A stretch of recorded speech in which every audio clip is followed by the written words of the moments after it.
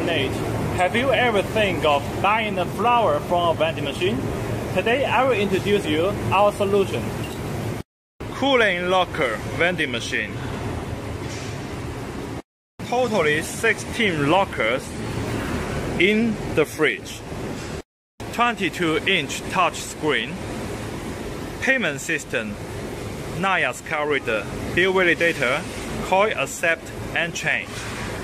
On the top of the machine, here is where the cooling system located. And at the front, we can put some sticker to show the flower's image.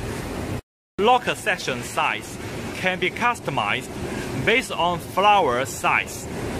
Let me show you the buying process.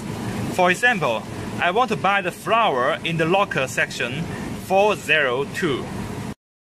Move to the touch screen. Click 402.